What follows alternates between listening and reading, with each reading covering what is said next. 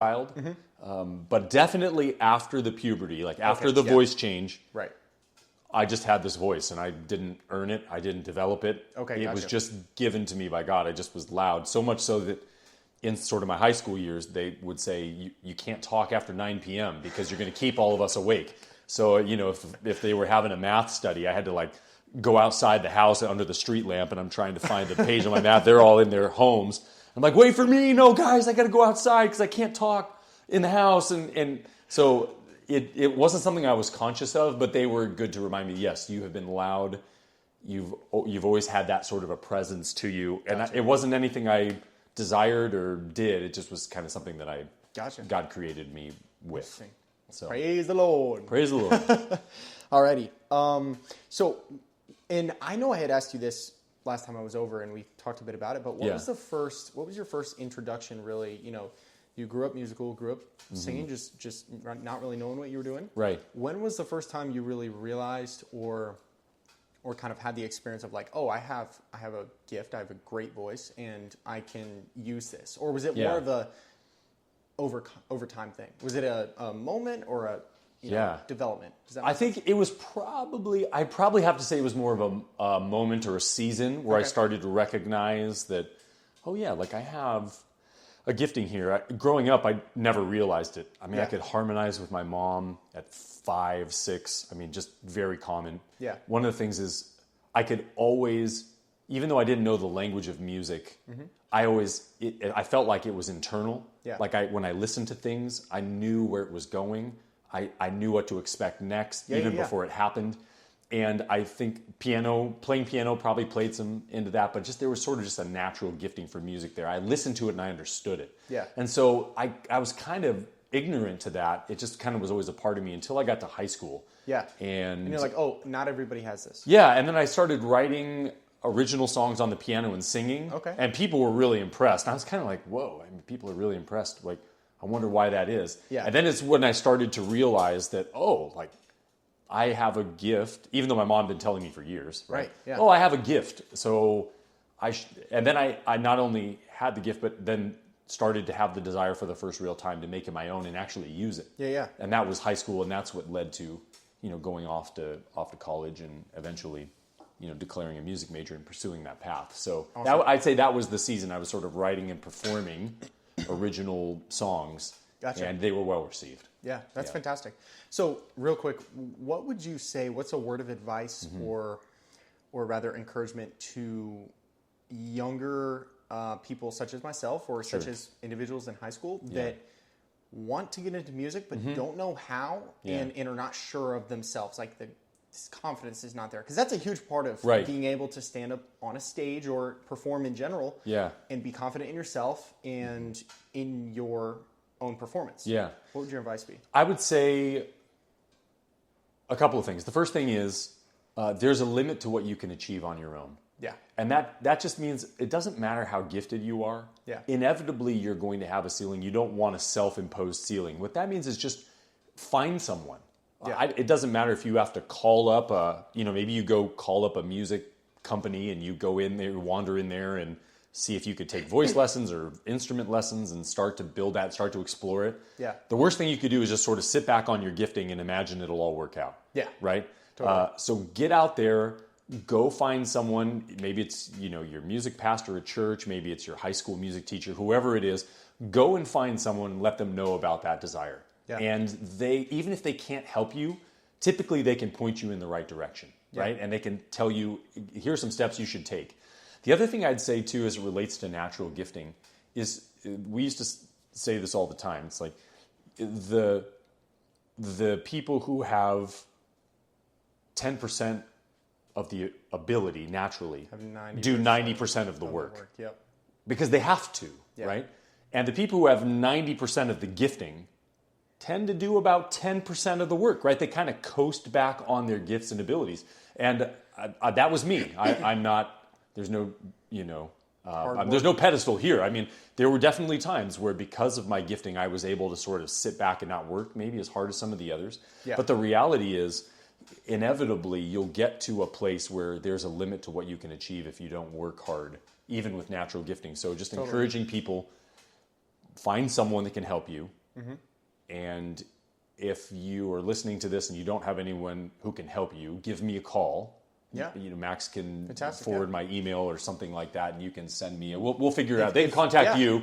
Totally. You can direct them to me. DM me on Instagram under Neon Camouflage Podcast. Yeah, that's right. So seek out Max. We might be able to connect you with something or just give you a couple of steps to consider. Awesome. As it relates to that. I appreciate that bit. Thank you for saying that. Yeah.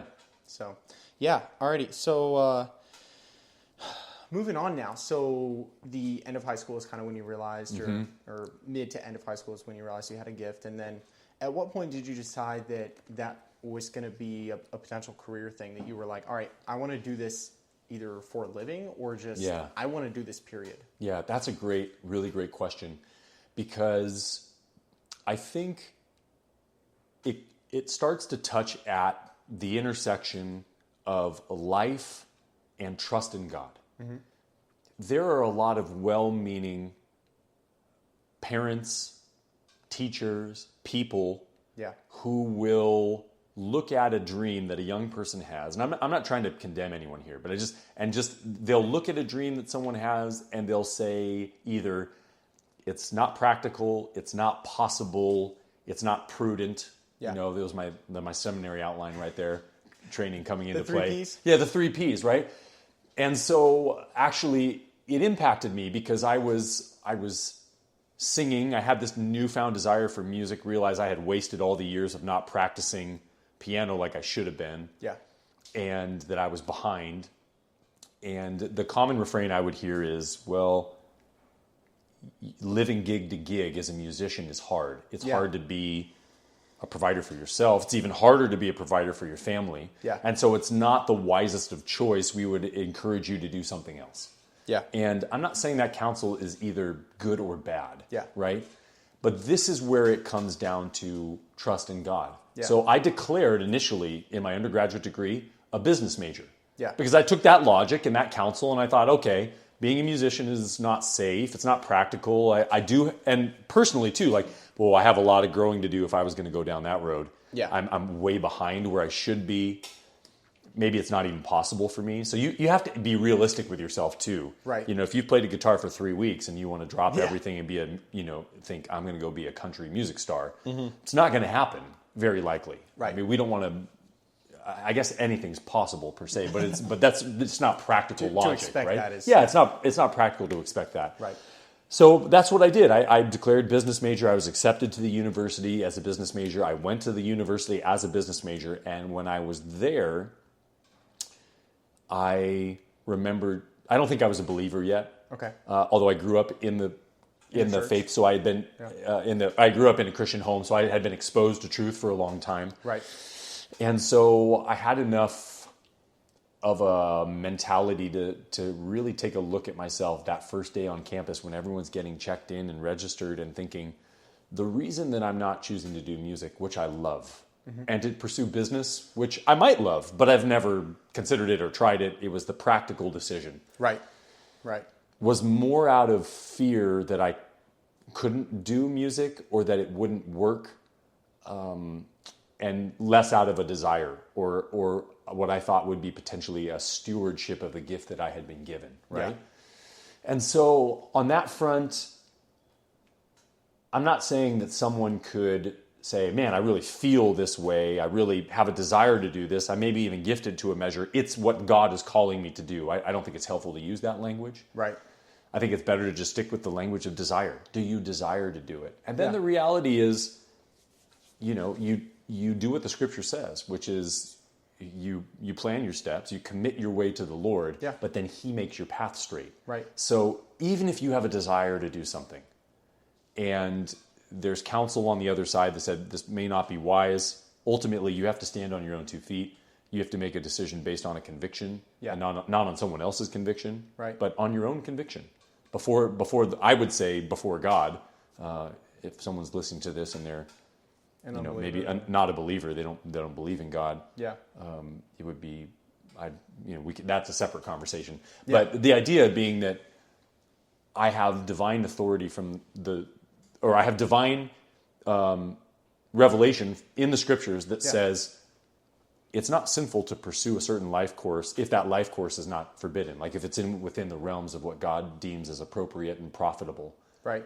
But the outcome, regardless of how gifted you are or how passionate you are, is in his hands. Yeah. And so you have to be willing to trust him. Had I gone to music school and it been a total flop and I failed out, you have to be willing to come back to that and say, okay, I gave it a try. Yeah. It didn't work for me. And you have to have open hands to think maybe there's another course of action that would be more profitable for me as a young person to pursue. Fantastic advice. Yeah. In any realm, right? It could be business. Realm, it could be economics. It could be, we just moved from the Silicon Valley last year, and it's common to hear young men and women as they're preparing for college. I mean, the common adjective at the end of their, or noun, I guess you could say, but it's an engineer. Yeah. Right? I want to be a mechanical engineer, right. a software engineer. All of them are very engineer driven. That's the culture that is over there. Right. And there's this idea that I'm going to go out and be an engineer because what I see, I know it provides a good living.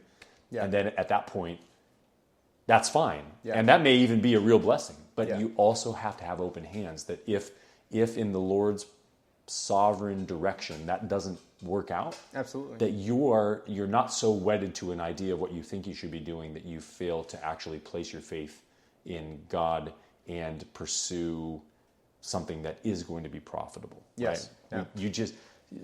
It's almost similar to that question, like what would you say to a young person who has a desire to do music?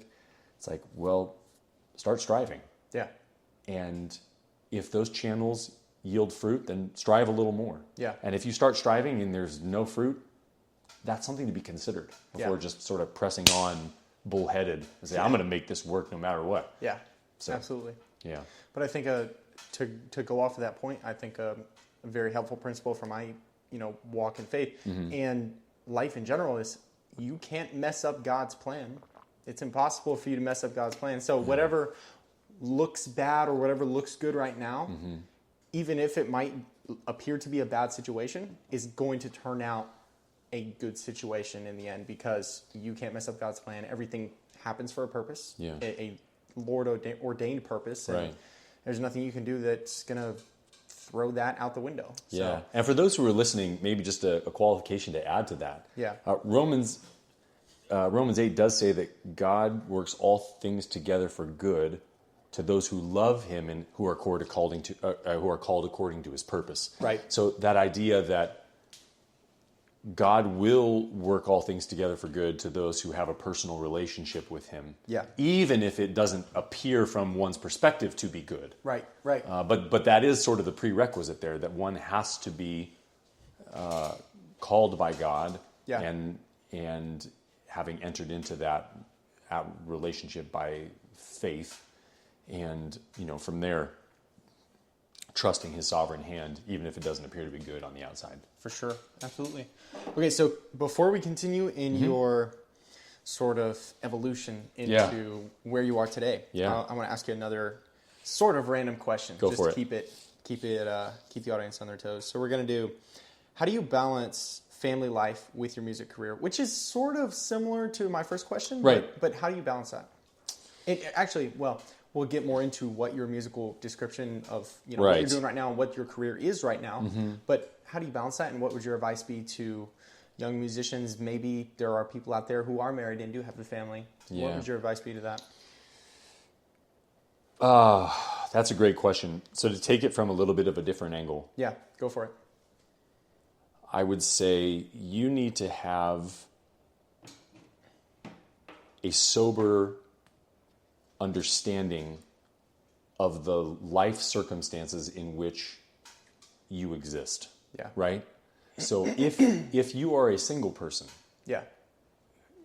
it may be possible for you to pursue music round the clock, do last minute gigs or whatever it may be, to practice for 8 hours a day.